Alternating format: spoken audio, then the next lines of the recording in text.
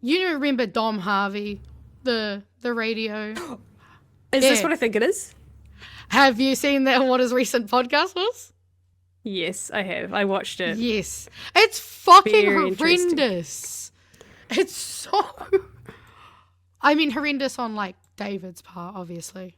So I don't know. I just felt sorry for the child who was like getting fed all this bullshit. And I'm like, I really fucking hope he doesn't believe this guy.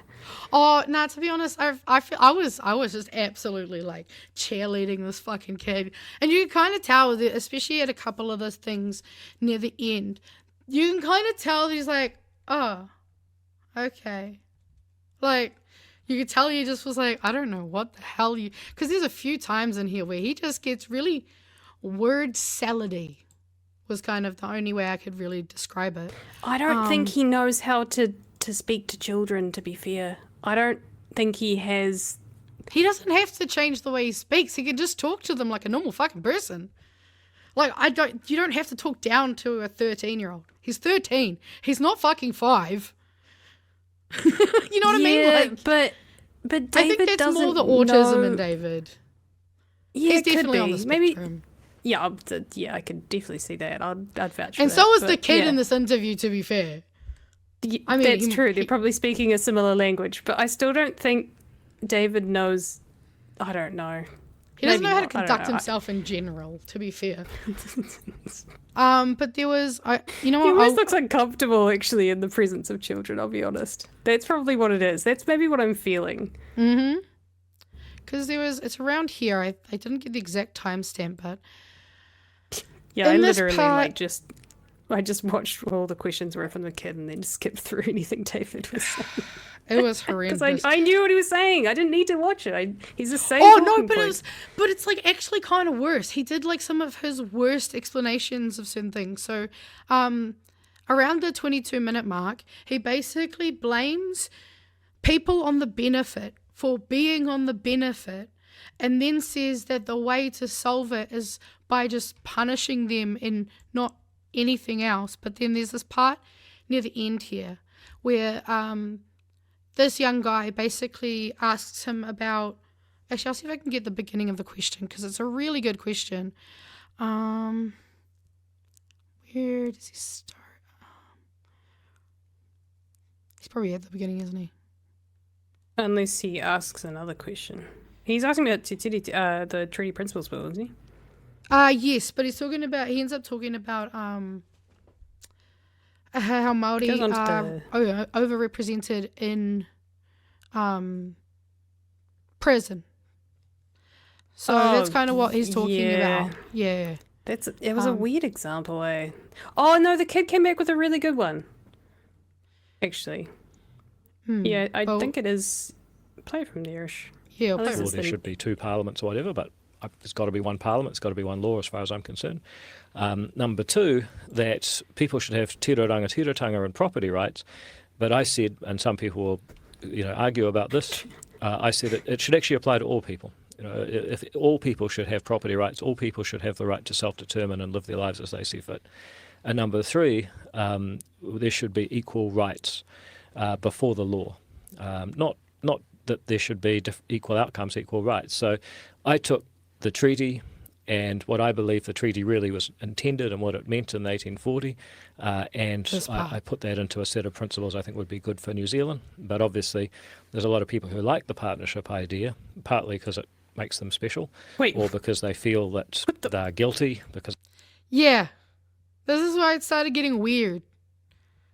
Some people like the partnership idea? Because that's what the treaty says, David. Or because they feel that they're guilty because of things that happened in the past, and therefore, there should be different treatment of people. For that reason, it created a lot of controversy. I still think in the long term, that version of the treaty will prevail because division doesn't work. Okay. So you said that everyone should have equal rights before the law, but after the law there shouldn't be equal outcomes. So could you elaborate what that meant? Because 60% of our prison population is Māori, and that means 20% of 900,000 Māori are in prison, which is kind of sad. Well, you also got to remember, I'm not quite sure about your 20% of 900,000. Sorry, that was Yeah, 2% might be, but the putting that aside. I mean, look, first of all, he just tried to fucking actually a child, which, come on, bro. Right, the Wait, other no, thing you got to hang on. remember is that No, what? I'm not doing math. I don't know whether the math was right or not. I'm sure it was, because this kid's fucking great. It's not 2%, right? Nah, it wouldn't be. I'm not doing No, math. 10% would be 90,000. He said 60,000, so it's just little under 10%. So he was actually Yeah. not 2%. Don't put that bullshit in here. I can at least do that math, right? Uh-huh. Also, so I noticed someone said, why is this kid on here? So the context behind that real quickly is just he's trying to basically champion for lowering the voting age to 16. And they have a lot of conversation back and forth about reasons for and against, lowering the voting age. And honestly, this kid's amazing. Like, it's hard to listen to David, but I highly recommend watching the whole thing. We'll just let him talk for, I guess, a couple more seconds. Māori are also disproportionately This was the whole point. So this is his whole reason why Māori are disproportionately represented in the prison system. The other thing you got to remember is that Māori are also disproportionately victims of crime.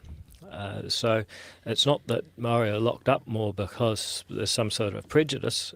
It's because there seems to be more crime. Now, you've got to get to the bottom of why that is.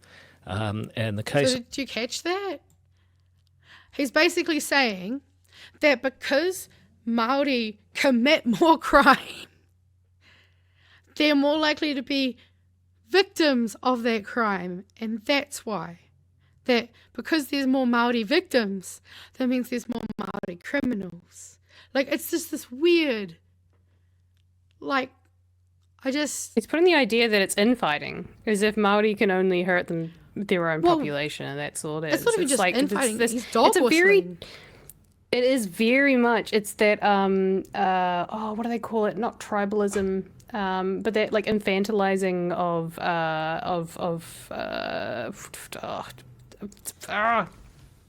you know what I'm talking about, right? Yeah, it's basically like treating them. Well, it's treating people as a lower class, and that's what he's painting the picture of. It's like I think someone said that it's a lot about how they treat black people by saying that black people are, the perpetrators of crime, and just the fact that he said that to a kid. Savages. Yes. That's the words. Yeah, he's Well, yeah, that used to be the classing system. You'd be able to, you could move through the ranks from savage to civilized, and that was the caste system that they used. And also, fun fact, I learned too that I think it's in the Bible, Shem, there's like this whole thing where different people were where the different like colors come from. So like brown people were supposedly from the house of Shem, which is also the name of a Māori band. So yeah, crazy. But yeah, that line there just fucking got me really riled up.